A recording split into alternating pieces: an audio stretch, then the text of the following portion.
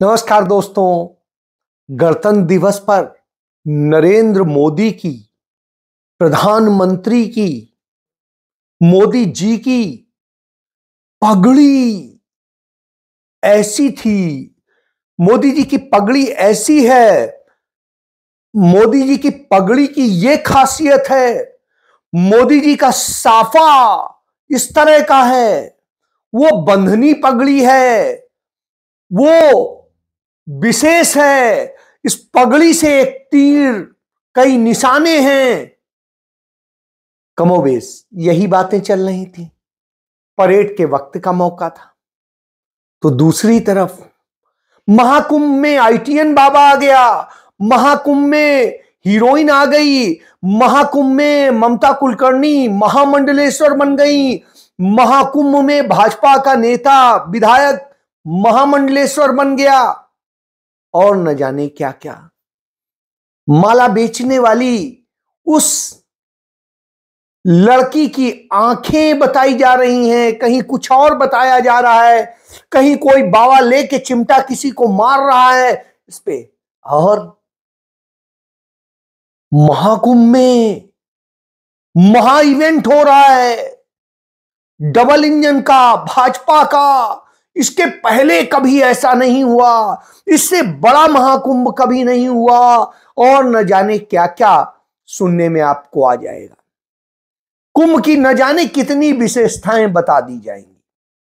जो लोग ये बता रहे हैं उन्हें न कुंभ पता है, न अर्धकुंभ पता है, न कुंभ की मर्यादाएं पता है, और न गंगा स्नान की मर्यादाएं पता है।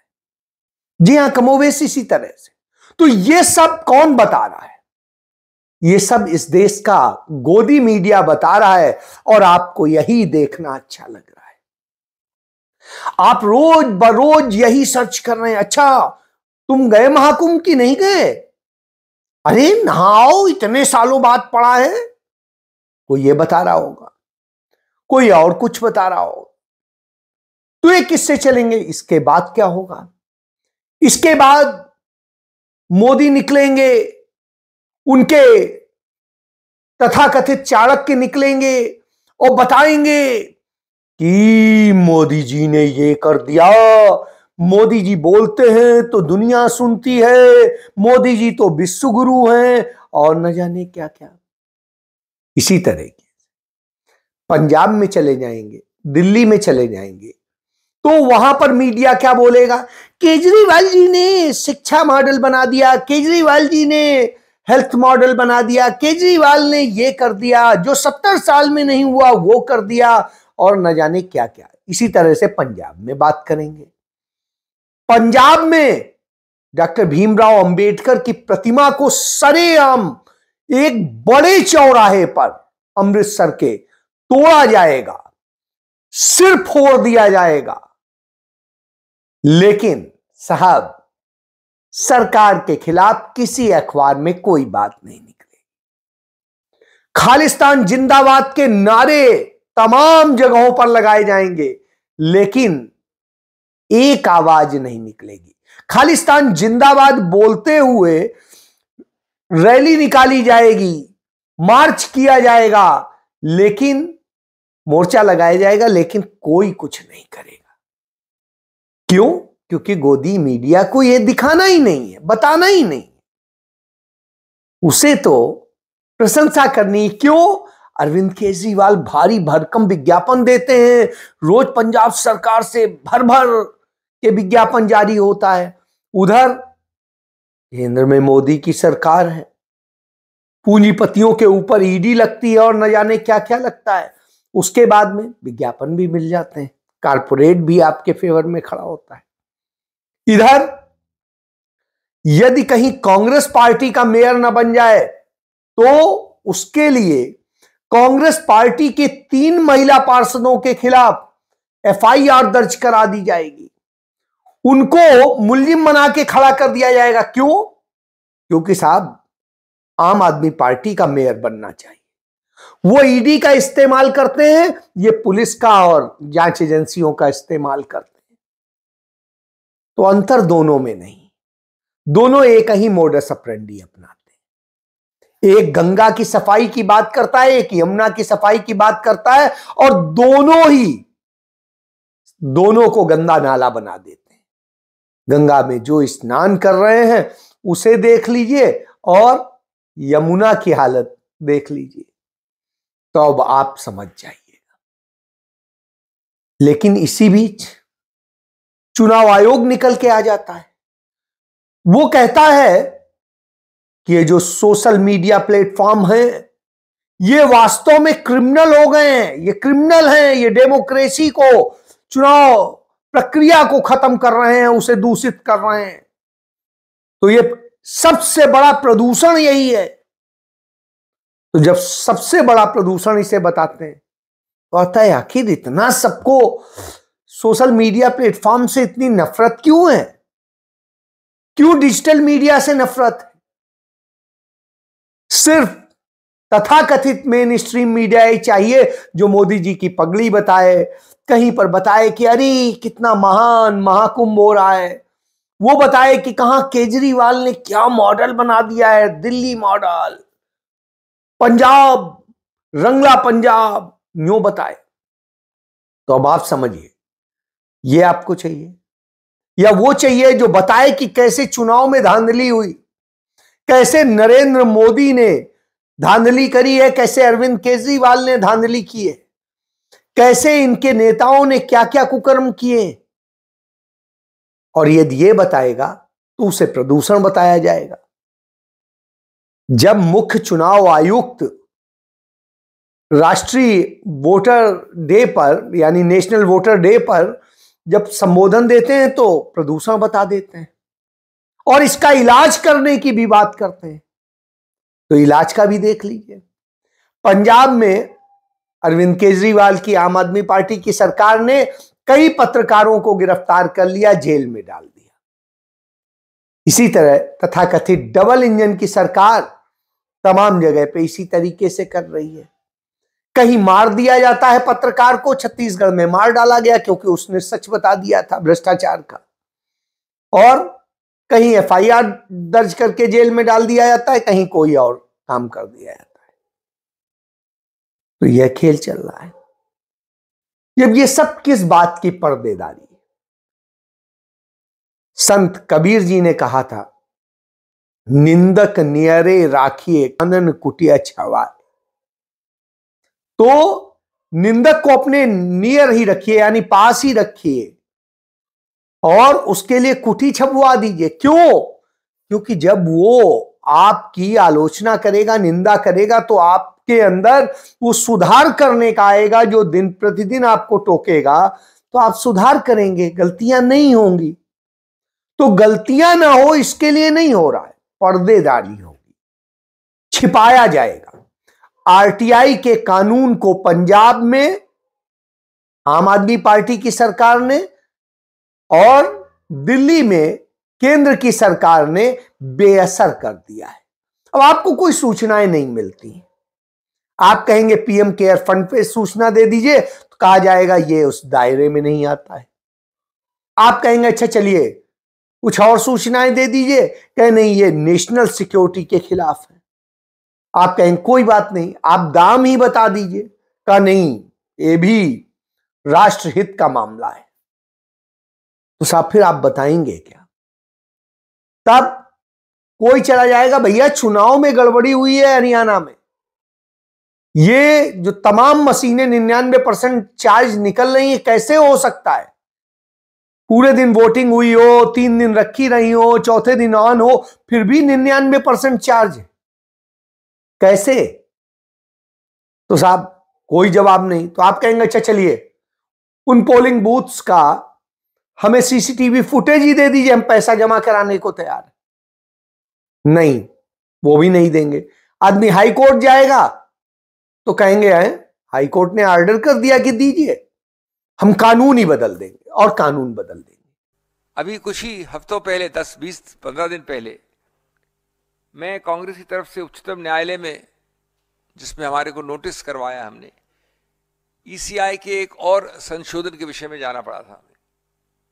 उस संशोधन के अंतर्गत कॉन्डक्ट ऑफ इलेक्शन रूल्स 1961 को संशोधित किया गया और जो चीजें आप और हम आम पब्लिक, जनता जनार्दन निरीक्षण परीक्षण कर सकते थे, एक हक के अनुसार राइट टू इंस्पेक्ट कर सकते थे, जिसके विषय में सूचना और तथ्य मांग सकते थे चुनाव से संबंधित, आज उस संशोधन द्वारा उस पर प्रतिबंध लगा दिया गया है। मुझे हर्ष है कि उस विषय में उच्चतम न्यायालय ने हमारे को सुनने के बाद कारण बताओ नोटिस जारी किया है।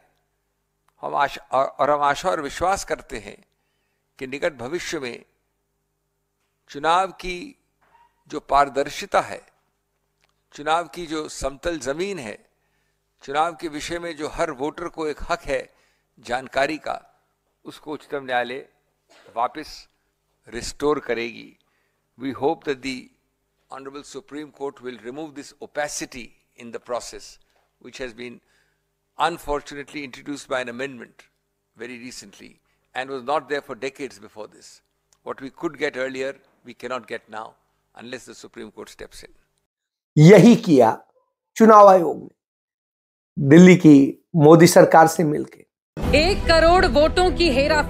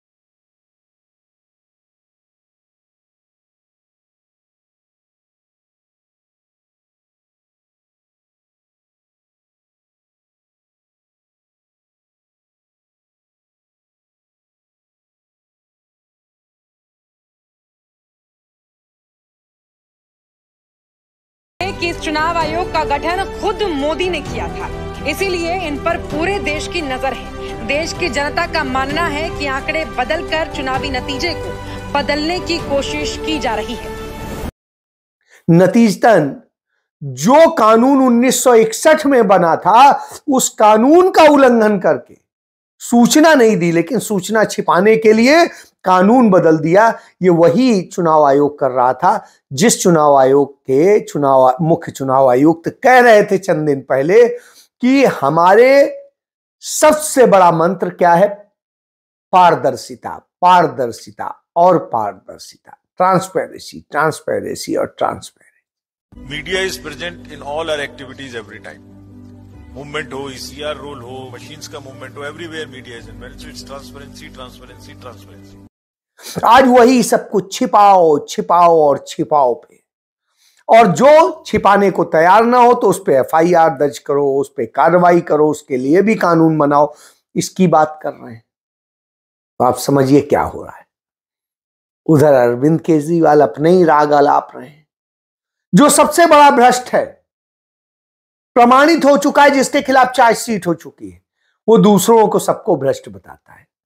तो अब अमित शाह भी कहने लग गए। आम आदमी पार्टी का मतलब है आमदनी वाली पार्टी, और जो आमदनी वाली पार्टी है वो ढोंग करती है, बेईमानी करती है, और वही ढोंग बेईमानी चल रहे हैं। अरविंद केजरीवाल के झूठ सुनिए, जुमले सुनिए, झूठे वादे।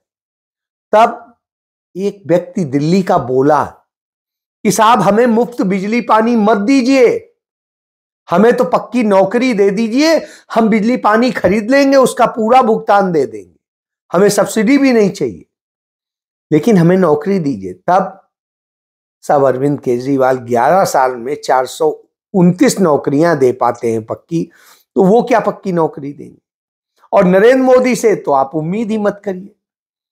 देश में नौकरियां खत्म करना उनका अधिकार है, वो सृजित नहीं करते बल्कि खत्म करते हैं।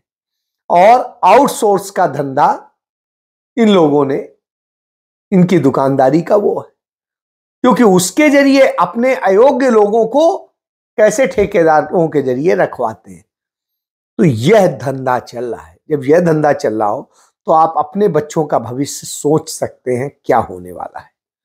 और यदि उन्हें बचाना है तो आपको फिर आना पड़ेगा, क्योंकि राहुल गांधी ही है जो बताते हैं कि नहीं, आप नौकरियां दीजिए, रोजगार दीजिए, जिस व्यक्ति का जितना अधिकार है उतना आरक्षण भी दीजिए और उसकी योग्यता के अनुसार उसको अवसर दीजिए। राहुल गांधी कहते हैं जो बच्चों को पढ़ने में मदद कीजिए, उन्हें एक मानदेय दीजिए, महिलाओं को हेल्प कीजिए, उन्हें मदद दीजिए, और गरीब गुरबों को हेल्प कीजिए। ये ड्रामे मत कीजिए। स्वास्थ्य दीजिए, सुरक्षा दीजिए। और जब वो ये बात उठाते हैं तो दोनों को तकलीफ हो जाती है, तो दोनों राहुल गांधी पे हमलावर हो जाते हैं। बहरहाल राहुल गांधी ने तो कसम ले ली है कि वो डॉक्टर भीमराव अंबेडकर ने जिस संविधान का प्रारूप तैयार किया था उस संविधान के अनुरूप इस देश को चलाना है, उसको जोड़ना है, उसकी लड़ाई लड़ी जाएगी। तो वो उसकी लड़ाई पर निकल चुके। और डॉक्टर अंबेडकर की जो प्रतिमाएं तोड़वाई जा रही हैं उनके खिलाफ कार्रवाई होनी चाहिए, क्योंकि यह मनुवाद की निशानी है। यही गुजरात में भी हुआ और यही पंजाब में हो रहा है।